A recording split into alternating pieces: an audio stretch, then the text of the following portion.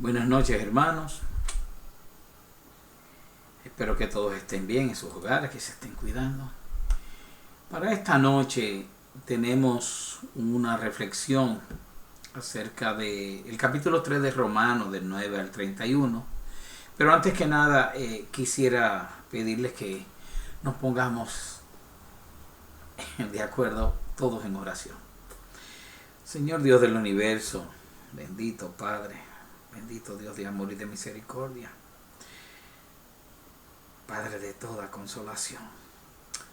A ti nos dirigimos, Señor, para presentarnos ante ti en este momento, pidiéndote, Señor, tu anuencia y que tu Santo Espíritu, Señor, pues nos ayude, nos dirija en estos momentos para nosotros conocer mucho más de tu palabra, para incorporarla en nuestros caminos, Señor, que no son nuestros caminos, son tus veredas por las cuales debemos andar.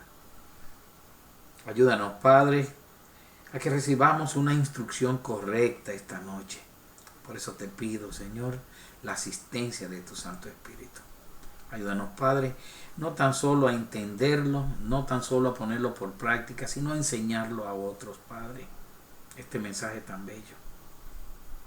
Así sea, en el nombre de Jesús. Amén.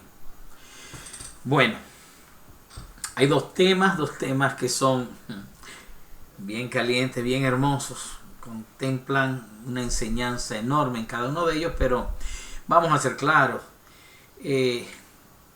Todos somos creyentes ahora mismo, los que estamos teniendo esta reflexión de cada miércoles.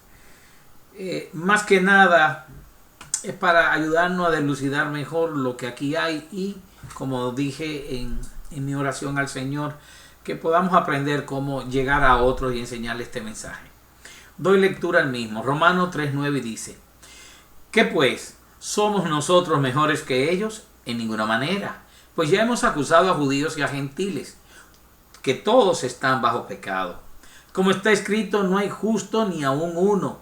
No hay quien entienda. No hay quien busque a Dios. Todos se desviaron. A unas se hicieron inútiles. No hay quien haga lo bueno. No hay ni siquiera uno. Sepulcro abierto es su garganta. Con su lengua engañan. Veneno de áspides hay debajo de sus labios. Su boca está llena de maldición y de amargura. Sus pies se apresuran para derramar sangre. Quebranto y desventura hay en sus caminos, y no conocieron camino de paz. No hay temor de Dios delante de sus ojos. Pero sabemos que todo lo que la ley dice, lo dice a los que están bajo la ley, para que toda boca se cierre y todo el mundo quede bajo el juicio de Dios. Ya que por las obras de la ley, ningún ser humano será justificado delante de él. Pero por medio de la ley porque por medio de la ley es el conocimiento del pecado. Pero ahora, aparte de la ley, se ha manifestado la justicia de Dios, testificada por la ley y por los profetas.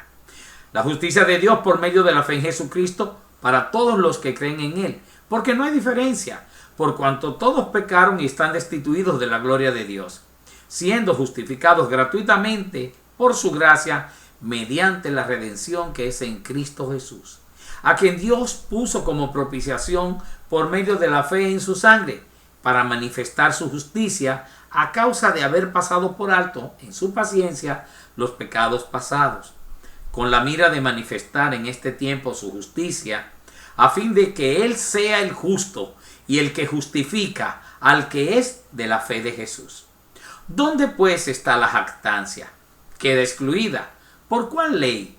¿Por la de las obras? No, si por la ley de la fe, sino por la ley de la fe.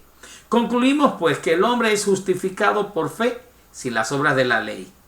¿Es cierto solamente Dios de los judíos? ¿No es también Dios de los gentiles? Ciertamente también de los gentiles. Porque Dios es uno y Él justificará por la fe a los de la circuncisión y por medio de la fe a los de la incircuncisión. Luego, ¿por la fe invalidamos la ley? En ninguna manera, sino que confirmamos la ley.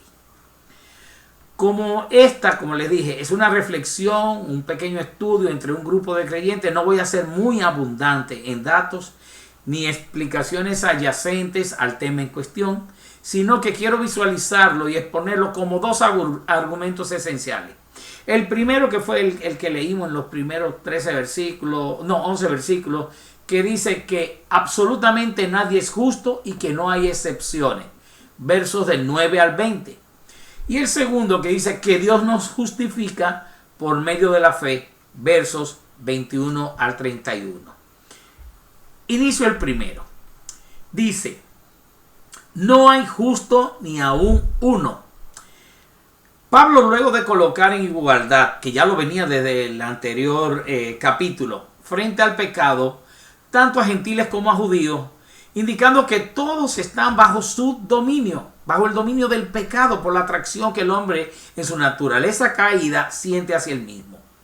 Él, para afianzar esto, trae una expresión del Antiguo Testamento que encontramos en el Salmo 53 y declara la ausencia universal de hombre alguno que sea justo. O sea, no lo hay. Decimos a menudo que toda regla tiene su excepción. ¡Wow! Todos alguna vez en nuestras vidas hemos utilizado esta expresión. Toda regla tiene su excepción. Pero aquí no se aplica ese dicho en lo absoluto, ya que es muy claro, específico y tajante diciendo: no hay justo ni aún uno. Y eso viene a ser el tema central de estos 12 versículos en nuestro primer tema. Pablo es tajante. Lo vemos claro cuando utiliza no una vez, sino 6 veces la expresión no hay. No hay justo, no hay quien entienda, no hay quien busque a Dios, no hay quien haga lo bueno, no hay ni siquiera uno. No hay temor de Dios delante de sus ojos. Estos no hay, vamos a llamar así, indican asimismo la ausencia de algo. Y esto es la ausencia de Dios en las decisiones de la humanidad. No hay también indica la individualidad de cada hombre en particular, haciéndonos ver que cada quien es culpable de sus actos impíos por causa del pecado. Hay entonces una condena particular propia de cada hombre que, al no haber justo alguno, se convierte entonces en universal, ya que cuando todos los hombres pecaron, pues entonces todos los hombres son pecadores y no hay justo alguno. Como prueba de las malas acciones de los hombres, a continuación de los primeros versos se enuncian varios ejemplos como causa de la perversidad de los hombres. Y esto lo vemos a partir del verso 11 al 18. De ellos podríamos decir que son el común denominativo entre los que viven en el mundo alejado de Dios. Y decía, voy a parafrasear: no entienden, no buscan de Dios, desviados de la verdad, son inútiles, no hacen lo bueno. Su lengua es mentirosa, engañosa, llena de maldición y amargura. Homicidas, desventurados, sin paz alguna y sin temor alguno de Dios. Pablo, en los versos 19 y 20, recoge y concluye su primer argumento de la forma siguiente: todo el mundo, judío o gentiles, ha quedado bajo el juicio de Dios. Ninguno de nosotros es justo. Todos somos pecadores y por lo tanto la humanidad plena es culpable delante de Dios. Y esto por causa de faltar al testimonio de Dios. No hay excusa por parte de nadie, ni argumento de defensa alguno que podamos presentar ante Dios. Su ley nos condena a todos por igual. El verso 20 agrega mucho más al decir de la segunda razón del argumento de Pablo. En Romanos 3:20 dice: ya que por las obras de la ley ningún ser humano será justificado delante de él, porque por medio de la ley es el conocimiento del pecado. El hombre, en su estado caído, pecaminoso, ¿verdad?, no puede de manera alguna justificarse delante de Dios. Cumplir la ley nunca puede darnos algún grado de justicia delante de Dios tampoco. hacer obras buenas, nada, no funciona. Por lo tanto, es en vano intentar ser justificado por obrar, por hacer cosas o por cumplir con cosas. Nadie puede ser justificado por las obras de la ley delante de Dios. Y de inmediato, Pablo mismo da la razón diciendo, porque por medio de la ley es el conocimiento del pecado. La ley no salva, da conocimiento, dice la misma palabra. No fue hecha con esa finalidad de darle salvación al hombre en ningún momento. La ley en realidad, al enseñarnos que estamos en falta con Dios, la misma ley nos condena. Es la ley quien declara nuestro pecado, no nuestra propia conciencia. Ya esa está, esa ya no tiene ni cicatrices. Está bien cauterizada. La del hombre común, claro está. Los cristianos tienen un nuevo corazón en la cual el Espíritu Santo les redarguye de cada falta que el hombre comete. El creyente comete una falta, inmediatamente está siendo redarguido por el Espíritu Santo de Dios, que vive en el creyente. Como les iba diciendo entonces, es la ley que nos declara nuestro pecado. Debido a nuestra naturaleza caída, por lo tanto, es imposible para hombre alguno cumplir con la ley de Dios. No vale intentar absolutamente nada. Sencillamente no se puede. No podemos. Pero además de la ley darnos conocimiento de pecado, ¿saben algo que hace la ley? Nos prepara para Cristo. Nos prepara para Cristo. Y en este momento es en que Pablo, luego de darnos tan malas noticias acerca de la justa condenación de todo hombre, de toda la humanidad, de presentarnos un escenario tan lúgubre y oscuro, ahora nos trae lo que ocupará nuestro segundo tema de esta noche. Y a continuación, él nos explica la solución al problema de la justicia. ¿Cuál es? Que Dios nos justifica por medio de la fe. Y de eso es que tratan los versos 21 al 31. Allí vamos a ver cómo Dios, por gracia y por misericordia, ofrece su justicia a todos. Repito, a todos los hombres para que puedan ser salvos del merecido castigo.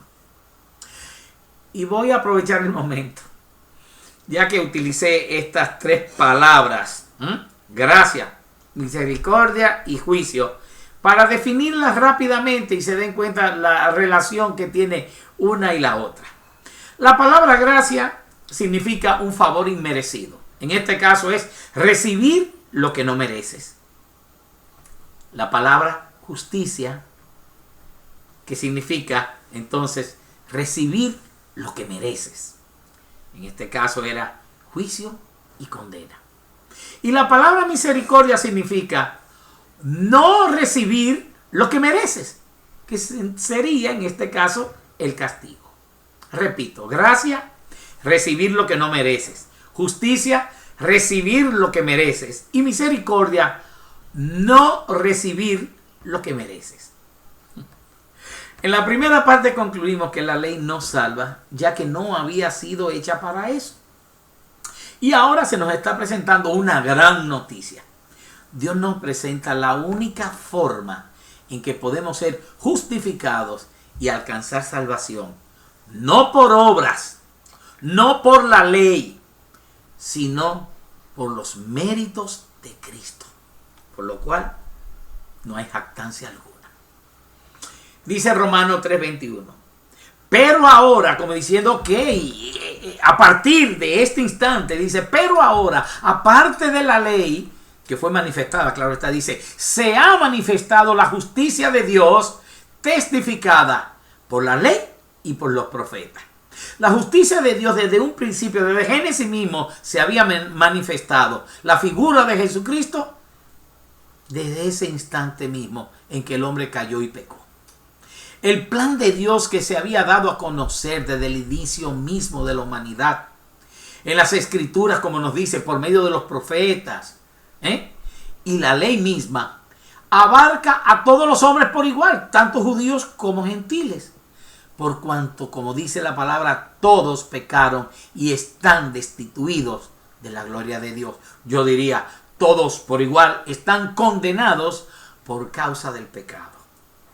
Y como era imposible al hombre pagar por su propio pecado o justificarse a sí mismo, Dios nos da su justicia por medio de sí mismo, del Verbo encarnado, el Cristo.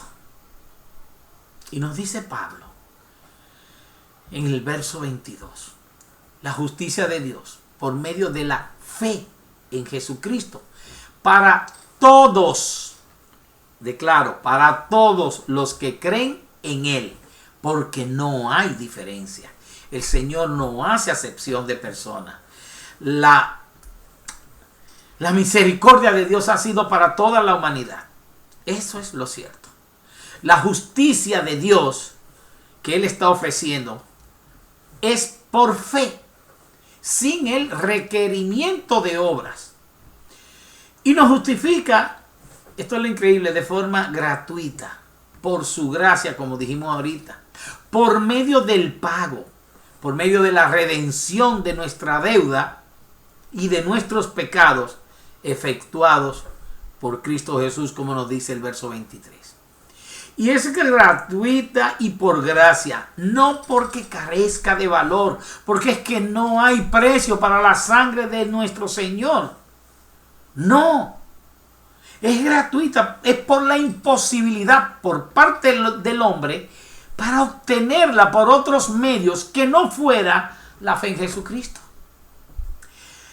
Pero sepamos que la justicia de Dios no fue que no se efectuara, como algunos piensan. El Señor dejó eso así. O que fuese anulada, ni mucho menos que no se aplicara, como estamos acostumbrados a ver en la justicia de los hombres. No. En realidad la justicia de Dios, la condena de Dios, el castigo por el pecado, todo aquello que sobre nosotros era culpa y condenación, le fue impuesto a nuestro Señor Jesucristo, ya que era el único que nunca pecó y que por nosotros se hizo pecado. Solamente Él podía pagar el precio de nuestra deuda con la justicia de Dios, porque Él no tenía deuda alguna con la justicia de Dios. Pero este saldo de deuda o redención de la misma solo es factible sí y solo sí por medio de la fe en el sacrificio de Jesucristo. Verso 24 en la segunda parte dice: justificados gratuitamente por su gracia, mediante la redención que es en Cristo Jesús. Por lo que no hay nada que el hombre hiciera para alcanzar esta salvación fuera de la fe de Jesucristo. No existe otro método, no hay otra manera. Dejando nulo entonces todo argumento concerniente a obrar o cumplir la ley para justificarse, judíos o gentiles. De aquí que Pablo declara como conclusión a todo lo argumentado lo siguiente, y voy al verso 28 y dice: concluimos pues que el hombre es justificado por fe, sin las obras de la ley. Y vale destacar, hermanos, que la ley proviene de Dios, que la ley es buena, que sirve para conducir nuestras vidas en santidad, para dirigirnos. Cristo no la abrogó, sino que la cumplió, cosa que ningún hombre pecador podría. De la condena que habla la ley, de esa es que hemos sido nosotros liberados. Ese argumento de condena que había sobre cada uno de nosotros ha sido anulado. Porque por Cristo, por la fe en Cristo, nosotros somos salvos de todos nuestros pecados pasados, presentes, futuros. Concluimos, hermano. Todos los hombres somos pecadores. Hemos ofendido a Dios y estamos condenados. Los hombres No nos podemos salvar a través de nuestra justicia y de buenas obras. Nadie tiene excusa de sus malos actos, de sus pecados. Por lo tanto, todos estamos bajo la justicia divina. Dios no desea condenar al hombre, sino que quiere salvarnos. Y su fórmula es justificándonos por medio de la fe en Jesucristo. Por lo que Jesús, Dios mismo, el Verbo encarnado, vino al mundo y vivió sin pecar. Tomó mi lugar, tu lugar en la cruz y pagó tu deuda, la mía. Y satisfizo así la justicia de Dios. Venció con su resurrección a la muerte para que nosotros todos seamos hechos justicia de Dios en Él. Hermano, este es el mensaje que Pablo les dio a las iglesias de Roma, contenido en esos pocos versículos. Y que su enseñanza, wow, es tan grande que no pudiéramos abarcarla. Pero este mensaje que les dio a las iglesias de Roma es el mismo mensaje que debemos tú y yo darle al mundo que no conoce a Dios y que vive en pecado, hermano. Oremos porque así sea, que tengamos el valor de seguir adelante. No importa lo que encontremos de frente. Bendiciones y amén.